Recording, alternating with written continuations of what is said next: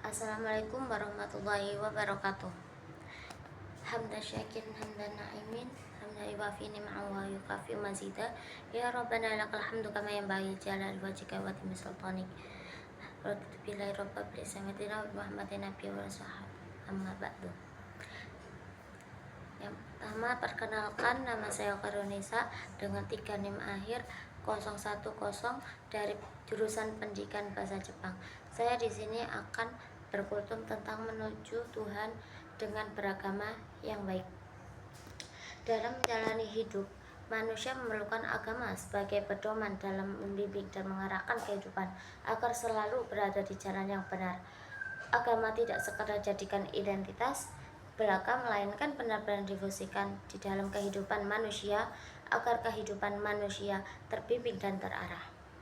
Agama diturunkan oleh Allah SWT sesungguhnya untuk kebaikan umat manusia. Kebaikan yang dimaksud adalah bahwa agama manusia akan berada di jalan yang lurus karena agama memberikan rambu-rambu yang jelas bagi manusia dalam menjalani hubungan dengan Allah SWT, sesama manusia dan alam. Yang pertama, mengapa manusia perlu beragama? Pada dasarnya manusia memiliki keterbatasan pengetahuan dalam banyak hal, baik mengenai sesuatu yang tampak maupun yang gaib, dan juga keterbatasan dalam memprediksi apa yang akan terjadi pada dirinya dan orang lain.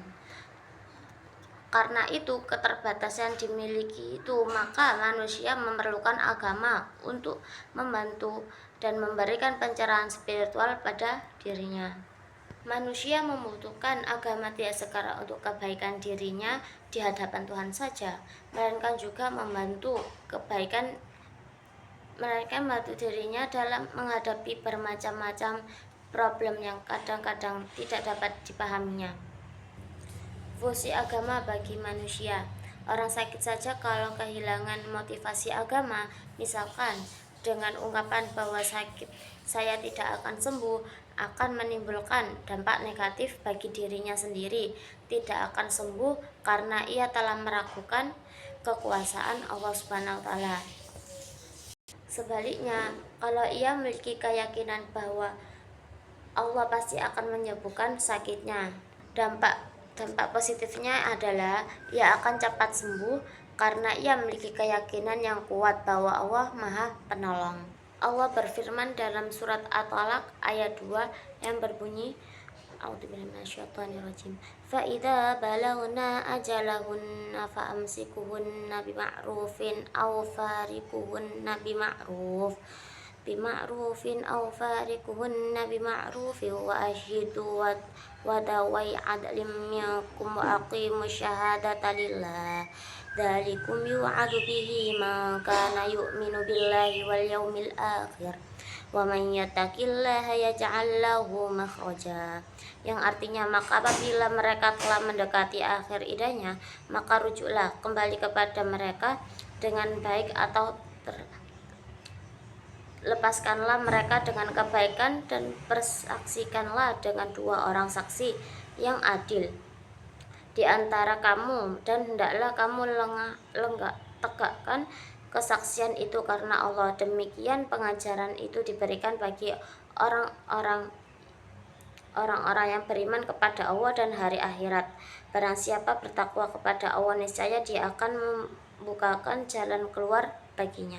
Motivasi positif juga dapat digambarkan bahwa ketika seorang menginginkan sesuatu yang diharapkan tercapai, agama memberikan dorongan supaya orang itu memiliki tekad bulat atau rasa optimis sebagai modal suatu keberhasilan seraya berjuang keras dan memohon pertolongan Allah. Niscaya semua yang diinginkan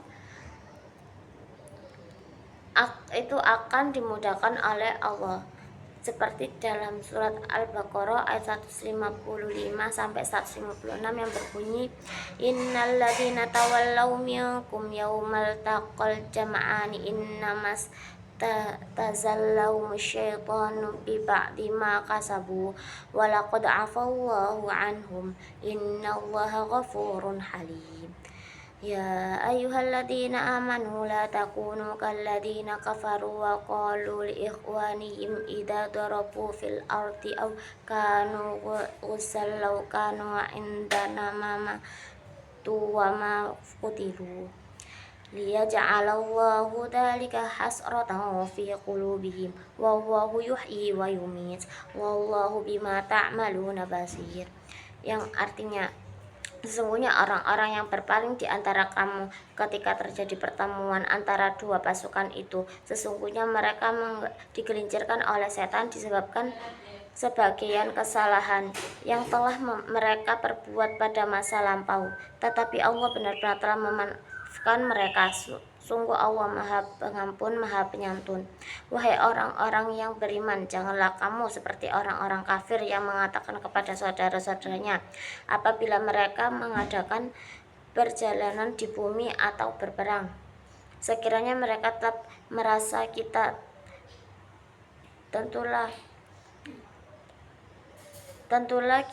mereka tidak mati dan tidak terbunuh dengan perkataan yang demikian itu karena Allah hendak menimbulkan rasa penyesalan di hati mereka. Allah menghidupkan dan mematikan dan Allah Maha melihat apa yang kamu kerjakan.